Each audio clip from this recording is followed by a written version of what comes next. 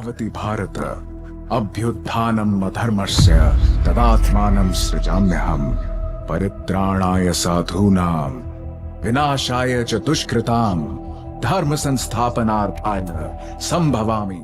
तो महाभारत, इस एक नाम में ही कुरुक्षेत्र का शोर, कौरव पांडव की टक्कर और द्रौपदी की इंसल्ट की बातें छिपी है। लेकिन जरा सोचिए, अगर इस महाकाव्य को एस राजामौली जैसे मास्टर डायरेक्टर का टच मिल जाए तो फिर क्या होगा। और राजामौली का ये वादा भी है कि महाभारत में वो हर कैरेक्टर और हर रूल को बारीकी से दिखाएंगे। लेकिन रुकिए, सवाल तो ये है कि जब महाभारत में कुछ वॉर रूल्स ब्रेक किए ही जाने थे तो फिर बनाए क्यों गए थे। तो अगर ये फिल्म बनेगी तो इन रूल्स का जिक्र तो पक्का होगा इसमें। तो आइए जानते हैं उन 8 रूल्स को और उनके टूटने की कहानी को। तो रूल नंबर 1, बैटलफील्ड में औरतों की एंट्री बैन। अब आपको शिखंडी का नाम याद है? अरे वही पांचाल की राजकुमारी जो एक लड़के की तरह पली बढ़ी।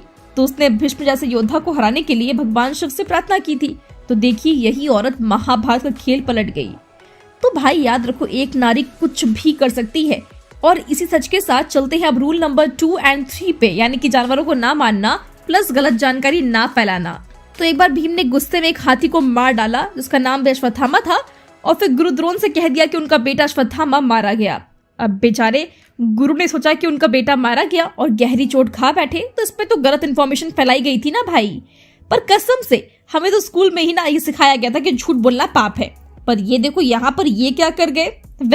अब इसके बाद आते हैं रूल नंबर 4 और 5 पर, जैसे कि सूर्यास्त के बाद वॉर बैन और किसी वॉरियर पर हमला ना करना।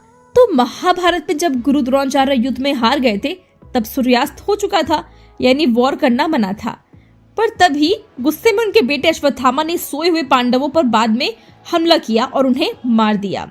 फिर रूल नंबर 6 और 7 है, हथियार डालने वालों को मत मारो प्लस 2 लोगों की लड़ाई में टांग मत अड़ाओ।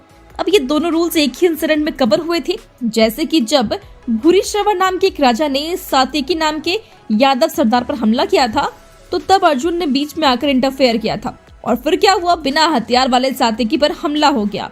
वैसे ये सब सुनकर तो ऐसा ही लग रहा है कि महाभारत के इन कैरेक्टर्स ने रूल्स पढ़े ही नहीं थे ठीक से।